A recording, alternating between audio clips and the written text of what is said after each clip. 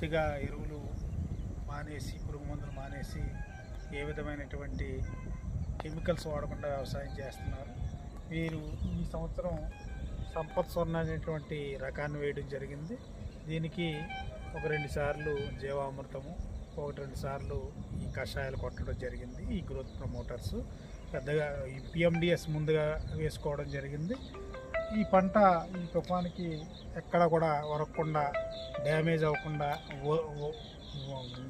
అధిక వర్షాలకి, ఈ యొక్క గాలులకి ఏమాత్రం పడకుండా చక్కగా నిలబడి ఉంది.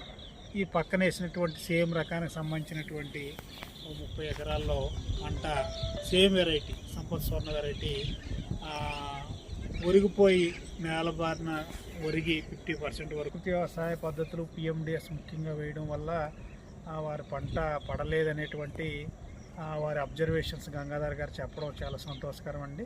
అలాగే రైతులందరూ ఆచరించవలసిందిగా కోరుచున్నారు. ముఖ్యంగా ఈ వర్షాలకి ఈ తూర్పుగోదావరి జిల్లాలో పెద్దగా డ్యామేజ్ అంటూ జరగలేదు, కానీ ఎక్కడైతే సెన్సిటివ్ వెరైటీస్ ఉన్నాయో స్వర్ణ, సంపత్ స్వర్ణ, సంపత్ గోల్డ్ ఇటువంటి రకాలు మెచ్యూరిటీకి వచ్చినవి కొంతవరకు 10% వరకు మెచ్యూరిటీ వచ్చినవి వరగడం జరిగిందండి. వాటికి పెద్దగా డ్యామేజ్ లేకపోయినా కానీ ఈ కోతలో హార్వెస్టింగ్ అవర్స్ పెరిగి కొంతవరకు రైతుకి ఖర్చు పెరిగే అవకాశాలు ఉన్నాయండి.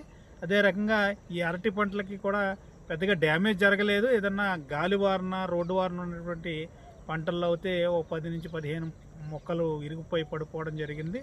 అంతకన్నా పెద్దగా ఈ డ్యామేజ్ అంటూ జరగలేదు. 2-3 రోజుల్లో ఈ వర్షాలు తగ్గగానే హార్వెస్టింగ్లు కూడా స్టార్ట్ చేస్తారు కాబట్టి చాలా వరకు సేఫ్గా బయటపడినట్టే ఈ పంతా అనేటువంటి ఈ భారీ తుఫాను, పెను తుఫాను నుంచి తూర్పుగోదావరి జిల్లా రైతులు బయటపడినట్టే.